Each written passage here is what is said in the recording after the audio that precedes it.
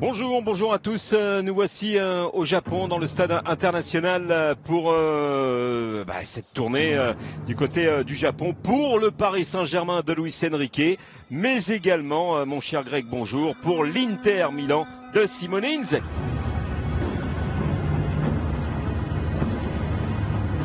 Allez, la compo du Paris Saint-Germain de Luis Enrique.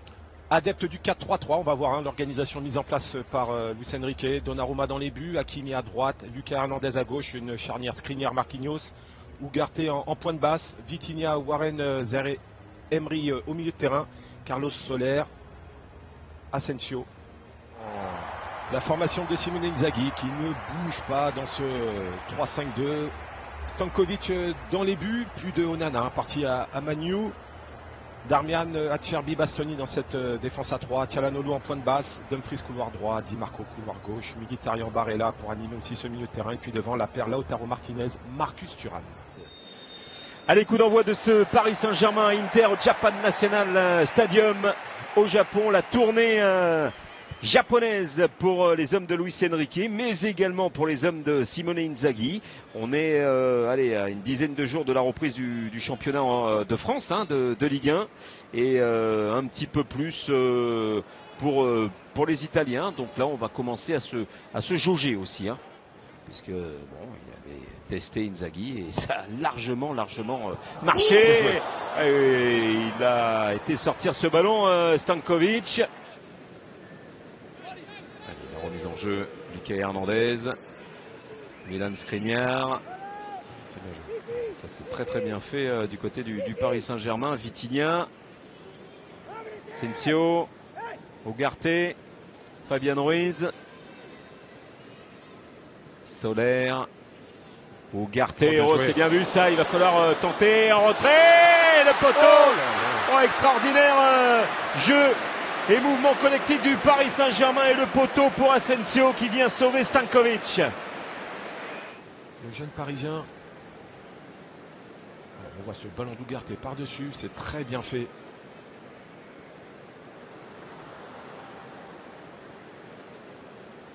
C'est bien joué de la part de Soler, ce qui permet à Asensio d'enchaîner une touche sur son pied gauche. Un joueur de cette qualité doit être capable à cette distance de la mettre au fond. Il veut tellement la mettre.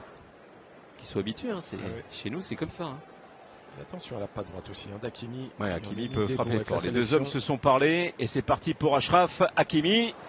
C'est complètement manqué, c'est largement hors cadre au quart d'heure de jeu. Toujours 0-0 entre Paris et l'Inter, avec pour l'instant une domination du Paris Saint-Germain. Oui, clairement, ils sont dans un temps fort, il y a eu de belles situations et notamment ce poteau d'Asensio. On rappelle donc sur le banc. Il y a Neymar, il y a Marco Verratti, ballon perdu par Di Marco. C'est assez inhabituel de la part de Di Marco. Soler, et ça revient plein axe, Fabian Ruiz. C'était collé à son pied le ballon sur sa première touche. Voilà, cet enchaînement-là, ça reste collé sous la semelle. S'il arrive à l'amener directement, il aurait gagné du temps face à Calhanoglu. Travail de la part de Soler. De Asensio, pardon. Et on retrouve Asensio. Il régale en plus avec ce ballon dans les pieds de Achraf Hakimi. Zaire Emery avec Fabian Ruiz. Peut-être là une frappe lointaine sur son bon pied.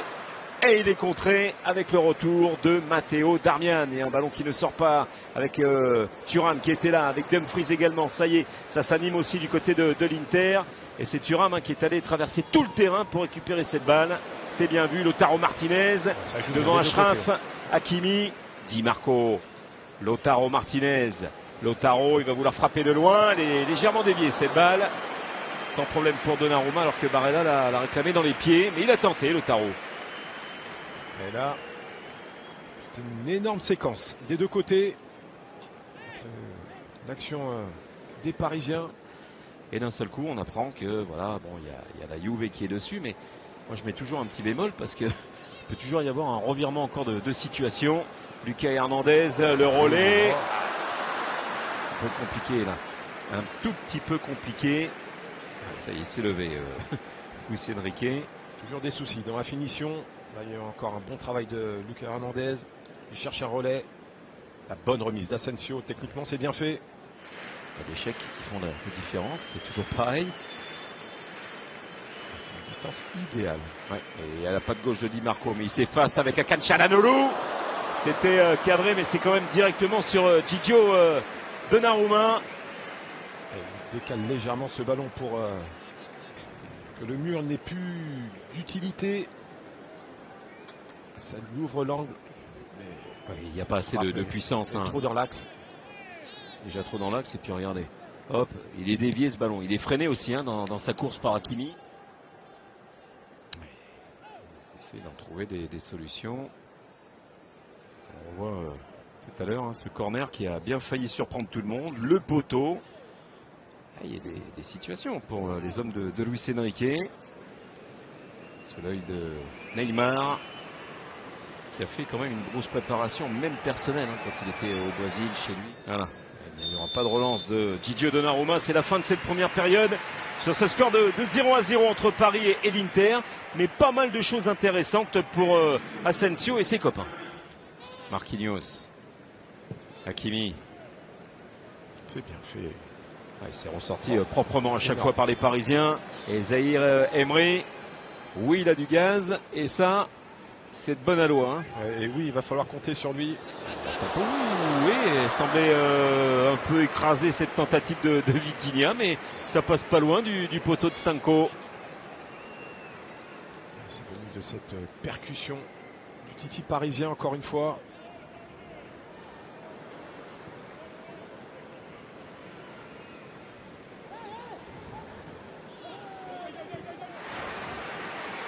Oui, c'est là où il va falloir pour Paris s'activer. Fratesi, Lautaro Martinez. Bien vu la récupération avec Vitinha. But! Magnifique tentative de la part du Portugais Vitinha. Et voilà le Paris Saint-Germain qui mène 1-0 avec une frappe magnifique qui vient se loger dans la lunette de Filip Stanković. 1-0 pour Paris. Il est écœuré là, Filip Stanković. Hein. Ah, elle est belle cette frappe. Autant il a écrasé sa première tentative tout à l'heure. Et là, il a toute la latitude d'avancer. Bastoni ne sort pas. Ah, il y a un sacré espace là pour pouvoir frapper. Ah, elle flotte, elle fuit Stanković qui n'arrive pas à pousser sur ses jambes. Prise d'info. Plutôt mérité. Oui. Plutôt mérité. Cet angle-là, le ballon. Magnifique. Voilà, et ça, on a des joueurs aussi de talent comme ça. Ça sourit, que ça dégaine. Ça fait mouche. Là, on connaissait sa qualité de frappe à Vitinha. Elle n'a pas souvent fait mouche la saison dernière, mais le potentiel est là. Hirendour, Milan Skriniar. Devant Esposito, la relance interceptée par Cuadrado. Cuadrado hein, qui arrive de la Juve après ces longues années. On se souvient, heureusement il ne l'a pas recroisé, mais bon après ça s'arrange, hein, c'est le gros embrouille en Coupe d'Italie avec Handanovic. Voilà. Oui, il va falloir qu'il retourne un petit peu les tifosi. Mais lui, regardez, il a peur de rien, regardez. Voilà, ça c'est du Juan Cuadrado. Il y en a qui peuvent le regarder, mais en attendant, c'est ça Cuadrado. Il vient vous semer le trouble dans une surface de réparation. Il peut marquer dans un angle incroyable. Et là, eh ben, il était tout près d'aller égaliser. Il est virevoltant. On le connaît, hein, pourtant ce crochet extérieur. Et là, il fait la différence sur Kurzawa et la main ferme. On aperçoit ces deux hommes et Neymar. Vous entendez le public japonais qui salue Ney.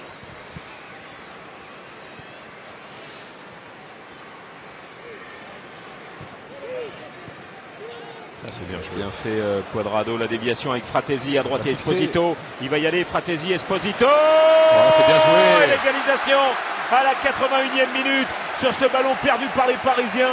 Le contre mené de fort belle manière. Récupération Cuadrado, Fratesi qui transperce, Esposito qui marque. Un but partout entre Paris et l'Inter. Tout est bien fait sur cette action. Et la bonne surface utilisée par Esposito. On voit ce bon relais. Kurzawa qui sort loin sur Cuadrado. Mais Esposito est seul. Défense parisienne déséquilibrée. Le bon ballon de Fratesi qui permet à Esposito d'enchaîner en une touche. Et le plat du pied fort au ras du poteau aura suffi pour tromper Donnarumma. Esposito, on le rappelle, qui a 21 ans et qui a bien failli trouver la Serie A avec Bari. Ah, il a souvent été prêté, hein, formé depuis 2015 à l'Inter. Il est prêté à la Spal, Venise, Bâle, Anderlecht, Bari. Oh, il a vu du il a vu du monde, mais ça forme aussi. Hein. Correa, Fratesi, Esposito. Et derrière, ça fait 2-1 avec ce ballon qui arrive dans les pieds de Sensi. Les deux nouveaux entrants qui sont en train de faire chavirer le Paris Saint-Germain sur des coups de butoir dont on a l'habitude avec l'Inter, mais pas avec ses joueurs. Ouais. Très bien huilé. Dans la foulée de cette égalisation, on voit ce mouvement. Le bon déplacement de Correa qui va patienter. Fratesi qui fait la différence par sa course. Encore une fois, il aime se projeter comme cela dans la surface. Deuxième fois, passeur. Prise d'info. Et cet appel d'Esposito qui permet à Sensi de se retrouver seul. C'est très bien joué de la part des interistes. Sensi impeccable sur ce coup-là. Ce plat du pied, totale efficacité. Lui qui a disputé 28 matchs avec Monza la saison dernière. Il a inscrit 3 buts. Et bon, c'est vrai qu'il y a eu cette hésitation, Monza, de le conserver. Ouais, je ne pense pas qu'il y ait d'autres situations après ce coup franc. Hakimi s'essayait en première période sans réussite. Il va-t-il laisser sa chance à Vitinha? Celui-là hein, qui prend son temps pour... Voilà, ça y est, il a sifflé. C'est parti pour le Paris Saint-Germain. C'est parti pour Vitinha. Et c'est manqué. Et voilà, c'est fini, c'est terminé. Le Paris Saint-Germain s'incline après avoir mené à la 64e minute par cet homme Vitinha. Égalisation Esposito, but vainqueur de la part de Sensi. Et on a vu quand même un petit sourire de la part de Luis Enrique. Et tout n'est pas acheté dans ce que l'on a vu aussi. Hein.